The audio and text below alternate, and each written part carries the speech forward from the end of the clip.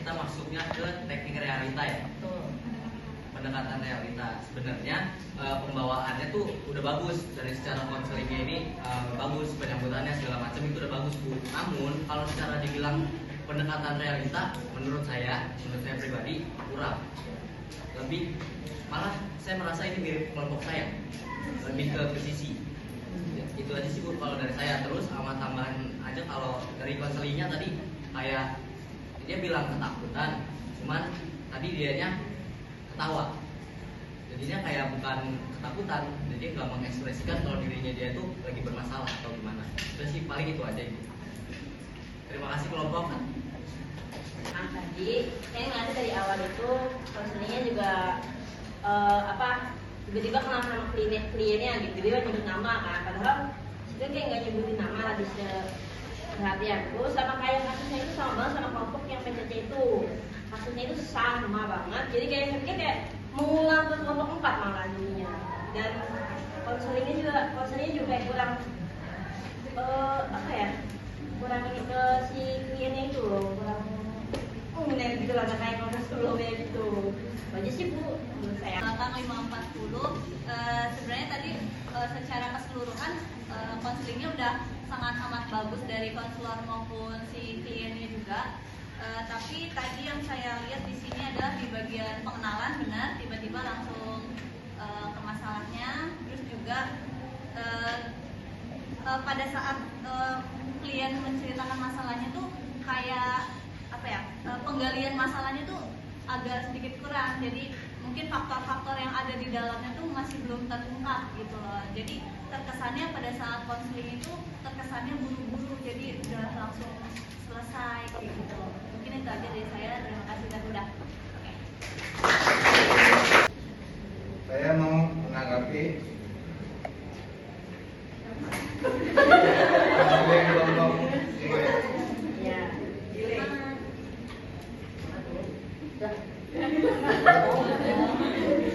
ini sudah bagus, tapi masih ada yang belum maksimalin gitu. Yang tadi diucapkan teman-teman itu ada yang waktu konselingnya kecepatan, ada yang konselornya nangkepnya langsung. Ada konseling ini berkesan nggak mendalam gitu, karena kan tadi kayaknya lebih dominan si konselor ngomong. Kan seharusnya memang kan si klien ini bisa menggali lebih dalam permasalahannya, sehingga nggak terjadi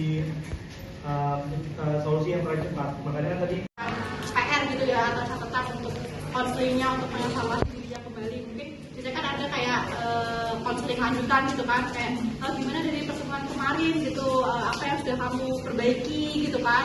Itu kan bisa aja, nggak apa-apa kalau misalnya itu membuat catatan dari si konseling yang mau konseling gitu ya, cuman ya dikira-kira masih gitu ya. Lalu yang kedua, tadi di awal saya tidak perlu dijelaskan ini mau kita melakukan konseling dengan teknik pendekatan apa. Tadi kan disampaikan ya, iya ini mau menggunakan pendekatan konseling realita gitu. Sebenarnya nggak penting sih itu disampaikan gitu ya. Ya kalau misalnya mahasiswa BK sih nggak apa-apa gitu. Tapi kan kalau misalnya secara umum dia nggak tahu gitu, klien kita kan nggak tahu mau pakai pendekatan apa, atau juga yang penting aku cerita masalahku apa gitu kan. Itu yang kedua. Terus yang ketiga, tadi di awal sudah lupa kesepakatan waktu, cuman pintarnya dan disampaikan di akhir. Dan benar tadi kata kamu ya, kalau misalnya memang itu prodi BK, dia tahu kesepakatan waktu. Toh prodi BK pun kita kan kalau misalnya kita nggak tahu kesibukan konselor kita, misalnya ternyata konselor kita hanya punya waktu 25 menit. Sedangkan tadi disampaikan, dia tahu kan umumnya konseling 30 menit gitu kan. Sedangkan kalau konselornya hanya punya waktu 25 menit, gitu kan, nah itu kan kembali lagi seharusnya di awal gitu. Lalu yang selanjutnya benar tadi, memang sih di sini yang dinilai adalah konselornya, bukan konselingnya. Hanya memang yang perlu digarisbawahi adalah bagaimana cara konselor itu menggali informasi yang lebih lanjut dari si konseling ini. Apalagi tadi memang pendekatan BDEP, teknik BDEP-nya kurang digunakan, gitu ya. Nah, jadi walaupun yang dinilai konselor adalah tetap bagaimana si seorang konselor ini bisa menggali informasi dari si konseling ini. Memang konseling tidak dinilai, tapi kan bagaimana caranya, gitu kan?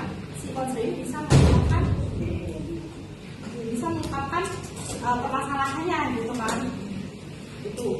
Terus sebenarnya tadi konselornya udah bagus ya, udah banyak menyampaikan kalau misalnya ya saya merasakan, tapi kayaknya itu terlalu sering berulang. Tadi ya, saya tahu kamu sebagai mahasiswa, saya juga pernah, itu udah tadi terus diulang lagi. Selalu ada pengulangan akan sama tentang itu. Itu aja sih kalau dari saya. Nanti ya namanya kita masih belajar bareng-bareng, nggak apa-apa. Apalagi kita ini masih kelompok pertama gitu ya tentang pendekatan konseling realita ini, nggak apa-apa buat belajar aja. Oke, mungkin dari observer silakan yang mau konseling gitu ya, cuman ya kira-kira masih gitu ya. Lalu yang kedua, tadi di awal saya tidak perlu dijelaskan ini mau kita melakukan konseling dengan teknik pendekatan apa. Tadi kan disampaikan ya, iya kan ini mau menggunakan pendekatan konseling realita, jadi sebenarnya nggak penting sih itu disampaikan gitu ya.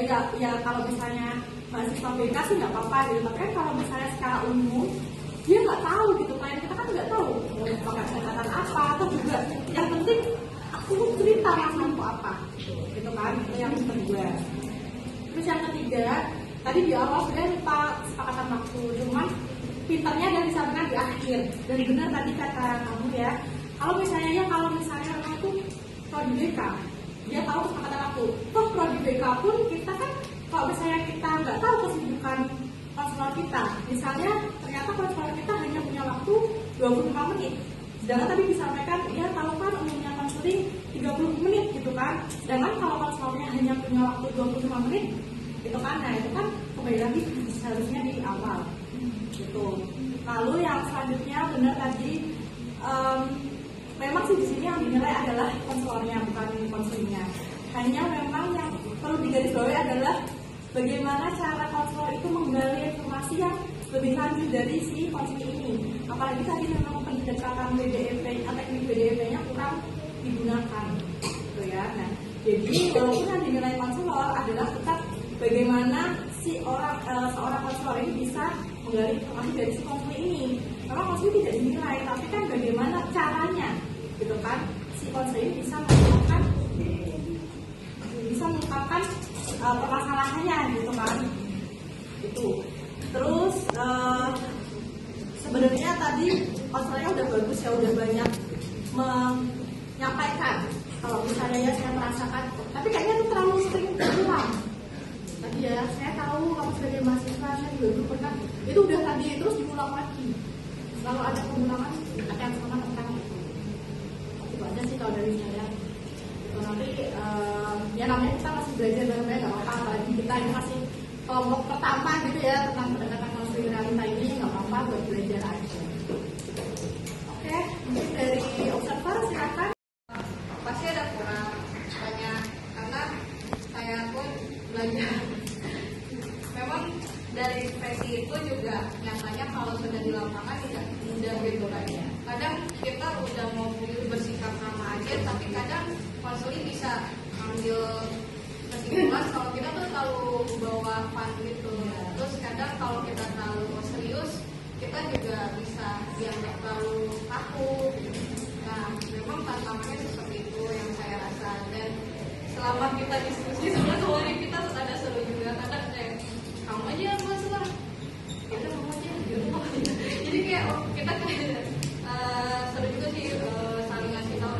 Oh, konselor tuh enak tuh gitu. Terus kayak berekspresinya tuh gimana. Terus ya pasti yang paling banyak di kritik dan kasih masukan saran ya konselor gitu. Makanya saya juga bilang sama aslinya kalau yang konseling mah kasih tahu ya, mau macam-macam juga gak bakal di eval gitu. Karena kan konseling itu datang dengan kondisinya apa adanya gitu kan. Terus kalau untuk yang tadi tangan itu menarik juga sih, tadi Rizka juga sangat memperhatikan konselornya. Jadi soal tangan itu memang saya sebenarnya mau kata juga, tapi kadang keinget omongan gue sih, oh tangannya harus gini, tangannya harus gini gitu. Jadi memang saya juga belajar dari postur gesturnya juga. Terus kemarin juga sempat diskusi yang soal WDP. Nah kemarin kalau di dialog kemarin PDP-nya itu yang di bagian tadi yang saya bilang menurut Asridia langkah realistis apa yang bisa Asridia mulai. Nah, makanya tadi Asridia bilang mungkin dari jam 7 saya udah mulai rutin gitu ya, latihan tugas tiap jam 7 malam. Nah, poin PDP kalau di kelompok kita yang itu. Nah, terus kalau untuk yang attending tadi, ya itu saya tadi ada tiba-tiba awalnya aura dong itu udah pernah gitu.